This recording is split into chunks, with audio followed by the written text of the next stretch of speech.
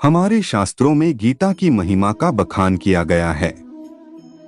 शास्त्र कहते हैं कि गीता में मनुष्य के जीवन का सार निहित है। महाभारत के युद्ध में श्री कृष्ण ने पांडव पुत्र अर्जुन को कुछ उपदेश दिए थे, जिनका पालन कर पांडवों को युद्ध में विजय प्राप्त हुई थी। पुनर्जन्म से आशय आत्माओं की पुनर्स्थापना से है। गीता के पहले अध्याय के पाठ में पुनर्जन्म से जुड़ी कई दिलचस्प बातों का उल्लेख किया है। मान्यता है कि पहले पाठ के अध्ययन से पिछले जन्म से जुड़ी बातें याद आ जाती हैं। हमारे पुराने कर्मों का जीवन चक्र से गहरा संबंध है। हमें कई ऐसे उदाहरण मिले हैं जहां लोगों ने अपने पूर्व जन्म के बारे में बताया है, मगर अधिकांश लोग मृत्यु के बाद जब नए योनि में प्रवेश करते हैं तो वो अपने पुराने जन्म के बारे में भूल जाते हैं। एक बार भगवान विष्णु से माता लक्ष्मी ने प्रश्न किया, भगवान, आप संपूर्ण जगत का पालन करते हुए भी अपने ऐश्वर्य के प्रति उदासीन से होकर इस क्षीर सागर में निद्रा में लीन रहते हैं, इसका क्या कारण है? तब भगवान विष्णु ने माता लक्ष्मी को बताया कि वह निद्रा में नहीं रहते हैं, बल्कि तत्व का अनुसरण करने वाली अंतर्दृष्टि के द्वारा अपने ही माहेश्वर तेज से साक्षात्कार करते हैं। श्री भगवान बोले, प्रिय, आत्मा का स्वरूप द्वैत और अद्वैत से पृथक, भाव और अभाव से मुक्त तथा आदि और अंत से रहित है। शुद्ध ज्ञान के प्रकाश से उपलब्ध होने वाला तथा परमानंद स्वरूप होने के कारण एकमात्र सुंदर है। वही मेरा ईश्वरीय रूप है। आत्मा का एकत्व ही सबके द्वारा जानने योग्य है। गीता शास्त्र में इसी का प्रतिपादन हुआ है। भगवान विष्णु के वचन सुनकर लक्ष्मी देवी ने कहा, गीता का यह प्रतिपादन मैं भी जानना जानती हूँ।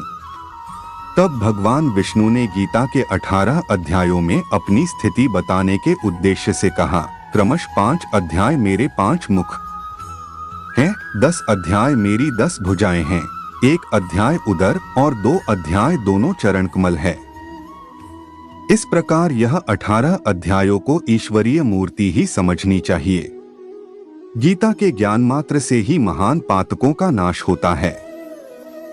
जो भी गीता के 1 या आधे अध्याय का अथवा 1 आधे या चौथाई श्लोक का भी प्रतिदिन अभ्यास करता है, वह सुशर्मा के समान मुक्त हो जाता है। तब देवी लक्ष्मी ने सुशर्मा के जीवन की कथा जाननी चाहिए। विष्णु भगवान ने बताया कि सुशर्मा बड़ी खोटी बुद्धि का मनुष्य था। वह न ध्यान करता था, न जप और न अतिथियों का सत्कार।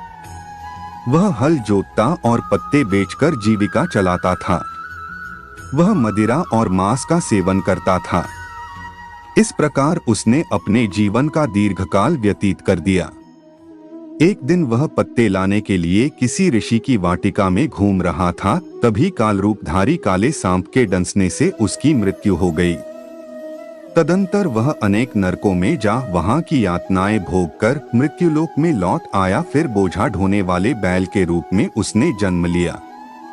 तब किसी पंगु ने उसे खरीद लिया। बैल ने अपनी पीठ पर पंगु का भार ढोते हुए बड़े कष्ट से 7-8 वर्ष बिताए। एक दिन पंगु ने किसी ऊंचे स्थान पर बहुत देर तक बड़ी तेजी के साथ उस बैल को घुमाया। इससे वह थककर बड़े वेग से पृथ्वी पर गिरा और मूर्छित होकर मर गया। उस समय वहां बहुत से लोग एकत्रित हो गए। उस जन समुदाय में से किसी पुण्यात्मा व्यक्ति ने उस बैल का कल्याण करने के लिए उसे अपना पुण्य दान किया। उस भीड़ में एक वेश्या भी खड़ी थी। उसे अपने पुण्य का पता नहीं था, तो भी उसने लोगों की देखा देखी उस बैल के लिए कुछ त्याग किया। यमराज के दूत उस मरे हुए प्राणी को पहले यमपुरी में ले गए। वह वेश्या के दिए पुण्य से पुण्यवान हो गया, फिर उसे छोड़ दिया गया। वह भूलोक में आकर उत्तम कुल और शील वाले ब्राह्मणों के घर में उत्पन्न हुआ। उस समय भी उसे अपने पूर्व जन्म की बातों का स्मरण बना रहा। बहुत दिनों के बाद जिज्ञासु होकर वह उस वेश्या के पास गया और उसके दान की बात बतलाते हुए पूछा, तुमने कौन सा पुण्य दान किया था?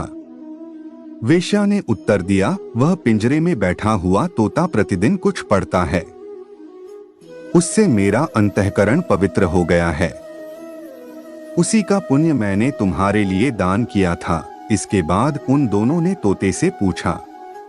तब उस तोते ने अपने पूर्वजन्म का स्मरण करके प्राचीन इतिहास कहना आरंभ किया। तोता बोला, पूर्वजन्म में मैं विद्वान होकर भी विद्वता के अभिमान से मोहित रहता था। मेरा रागद्वेष इतना बढ़ गया था कि मैं गुणवान विद्वानों के प्रति भी ईर्ष्या भाव रखने लगा। फिर समयानुसार मेरी मृत्यु हो गई और मैं अनेकों घृणित लोकों में भटकता फिरा। उसके बाद इस लोक में आया। सद्गुरु की अत्यंत निंदा करने के कारण तोते के कुल में मेरा जन्म हुआ। पापी होने के कारण छोटी अवस्था में ही मेरा माता पिता से वियोग हो गया। एक दिन मैं ग्रीष्म ऋतु में तपते हुए मार्ग पर पड़ा था।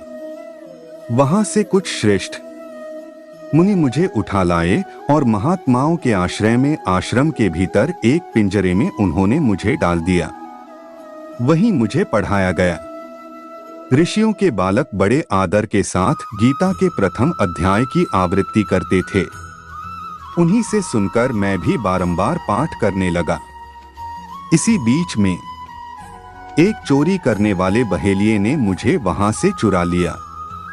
तत्पश्चात इस देवी ने मुझे खरीद लिया। मैंने इस प्रथम अध्याय का अभ्यास किया था, जिससे मैंने अपने पापों को दूर किया है।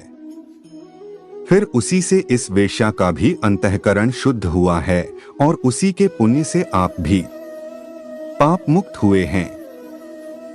इसलिए जो गीता के प्रथम अध्याय को पढ़ता, सुनता तथा अभ्यास करता है, उसे इस भवसागर को पार करने में कोई कठिनाई नहीं होती।